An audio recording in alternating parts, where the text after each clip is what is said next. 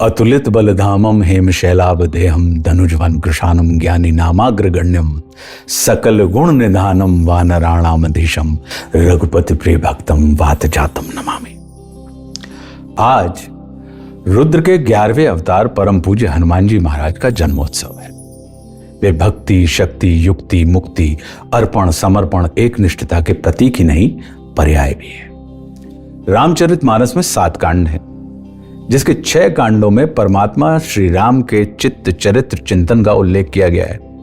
लेकिन एक कांड, जिसे हम सभी सुंदर कांड कहते हैं, उसमें भगवान नहीं अपितु भक्त राज परम पूज्य हनुमान जी महाराज के कृतित्व का वर्णन किया गया है कि वे कैसे लंका पहुंचते हैं और लंका पहुंचकर वे क्या करते हैं, कैसे करते हैं, इसका उल्लेख है। सुंदरकांड में हमें पता चलता है कि विद्वान और विद्यावान अर्थात हाईली क्वालिफाइड और वेल क्वालिफाइड में क्या अंतर है।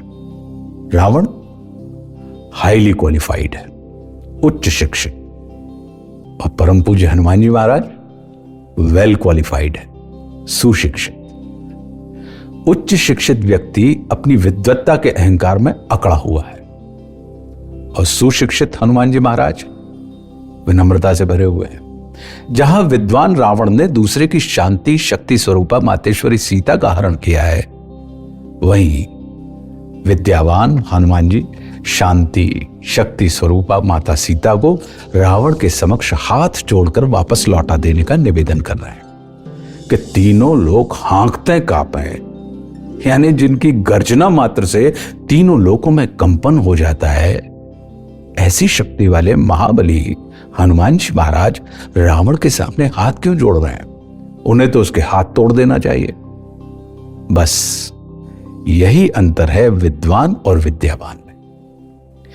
विद्वान व्यक्ति भय से हाथ जोड़ता है और विद्यावान भाव से हाथ जोड़ता है, क्योंकि विद्यावान को प्रत्येक हृदय में परमात्मा दिखाई देता है। वो प्रत्येक हृदय में परमात्मा को स्थापित करना चाहता है। जहां विद्वान को परमात्मा से चाहिए होता है, वहीं विद्यावान को परमात्मा से नहीं, परमात्मा ही चाहिए होता है। हनुमान जी महाराज के जन्म दिवस पर यथा नाम तथा गुण सुंदर कांड मेरे लिए क्या है, इसकी चर्चा मैं आप श्रद्धालुओं के साथ करना चाहता हूं। स्मृति का विस्मृति में बदलना, शक्ति होते हुए भी शक्ति का भान ना होना ही हमारे दुख का कारण होता है। इसलिए ऐसी मन स्थिति को असुंदर माना गया है।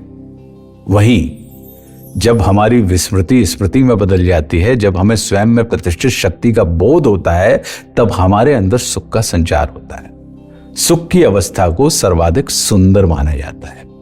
जीवन में जैसे 7 जन्म होते हैं, विवाह में 7 फेरे, 7 वचन, लोगों में 7 लोक, 7 समुद्र, संगीत में 7 सुर होते हैं, वैसे ही रामायण में 7 कांड हैं, जिनमें सुंदरकांड 5वें पायदान पर आता है। संगीत में 5वें सुर पा को पराक्रमी स्वर माना जाता है। वैसे ही सुंदरकांड भी अपने अंदर पंचमहाभूतों के श्रेष्ठतम योग हनुमान जी महाराज की पुण्यता, प्रवीणता, पवित्रता, पराक्रम, पुरुषार्थ की गाथा है।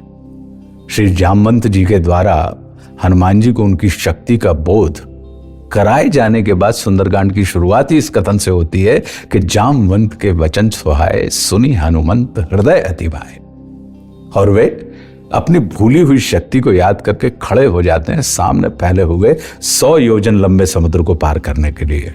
युग सहस्र योजन पर भानु लील्योताई मधुर फल जानू वाले हनुमान जी महाराज के लिए स्वयं की शक्ति के बोध के बाद इस समुद्र को पार करना बहुत सामान्य सी बात थी। पुण्यता, पवित्रता, पराक्रम, पुरुषार्थ को प्रलोभन की कसौटी पर ही परखा जाता है। बीच मार्ग में रसों का श्रेष्ठतम स्वरूप सुरस अर्थात सुरसा से उनका सामना होता है। अब रस की प्रकृति होती है कि वो पुरुषार्थ को उद्रस्त करना चाहता है, किंतु महाबली हनुमान जो पुरुषार्थ और पराक्रम के प्रतिमान ही नहीं, स्वयं पराक्रम और पुरुषार्थ हैं, को उद्रस्त करना सुरसा के बस की बात नहीं थी। प्रलोभन रूपी सुरसा जैसे जैसे अपने रूप का विस्तार करती जाती है, उसके दोगुने अनुपात में रुद्र के 11वें अवतार श्री हनुमान लाल जी महाराज भी अपने रूप को विस्तारित करते जाते हैं।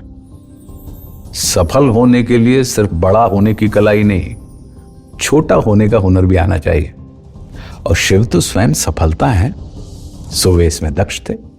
साथ ही वे प्रलोभन की प्रकृति से भी भलीभांति परिचित थे कि प्रलोभन या सुरस सदैव विशाल, विराट, शक्तिशाली की ओर ही आकर्षित होता है। शुद्र, सूक्ष्म या लघु में उसकी रुचि नहीं होती। प्रलोभन बढ़ तो सकता है, किंतु बढ़ जाने के बाद वो कम या छोटा नहीं होता, घटता नहीं है। सो हनुमान जी ने अपनी बुद्धिमत्ता से पहले प्रलोभन रूपी सुरसा को अपने प्रति आकर्षित किया, उसे बढ़ने के लिए विवश किया और फिर स्वयं को छोटा करके उसके सामने अपने आप को नगण्य बना दिया और उसके मुंह में प्रवेश करके बाहर निकल गए। जस जस सुरसा बदन बढ़ावा, तासु धून कपि रूप दिखावा, और सत जो जन तहि आनन कीना, और अति लघु रूप पवन सुत लीना। सुरसा विस्मित चकित होकर रसराज रामदूत श्री हनुमान जी महाराज के कौशल को ब्रह्म भाव से देखती रही।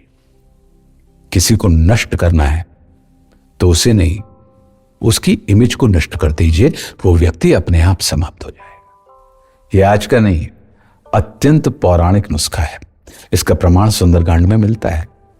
समुद्र लांघते हुए महावीर श्री हनुमंत लाल जी का सामना एक ऐसे ही राक्षस से हुआ जो आकाश में उड़ते हुए किसी भी पक्षी की समुद्र जल में उभरी हुई परछाई को पकड़ लेता था, अर्थात इमेज को पकड़ लेता था, जिससे वो पक्षी अवश होकर आकाश में ही जड़ हो जाता और समुद्र के जल में गिर जाता। तब वो राक्षस बहुत सरलता से उसे अपना शिकार बना लेता।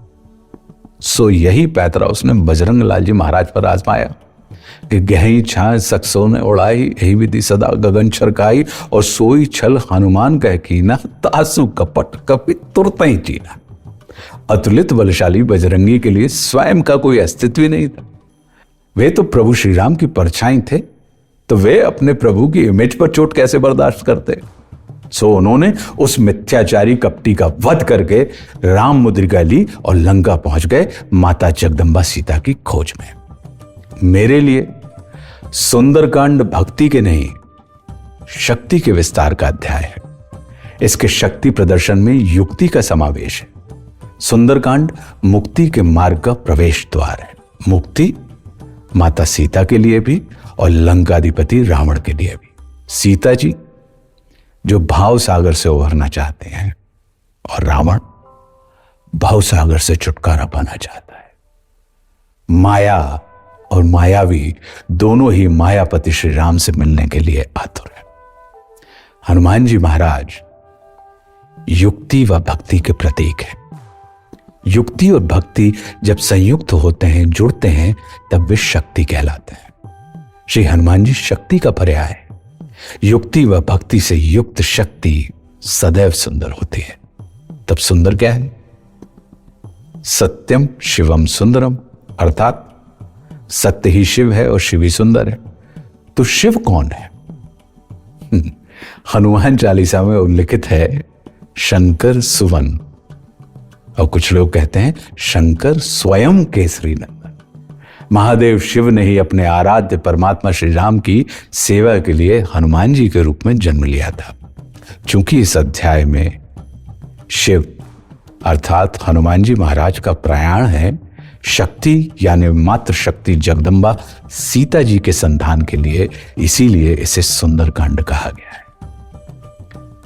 विद्यावान गुणी अति चातुर, राम काज करबे को आतुर वाले महावीर विक्रम बजरंगी, संकल्प और समर्पण जिनका मूल है, भक्ति शक्ति युक्ति मुक्ति के दाता, बल बुद्धि विद्या विवेक के स्वामी श्री हनुमान जी महाराज के शिव चरणों में मैं बारंबार प्रणाम करते हुए प्रार्थना करता हूं कि हे दयानिधि, आप हम अकिंचनों के सभी पापों को क्षमा करते हुए समस्त चराचर जगत का कल्याण करें।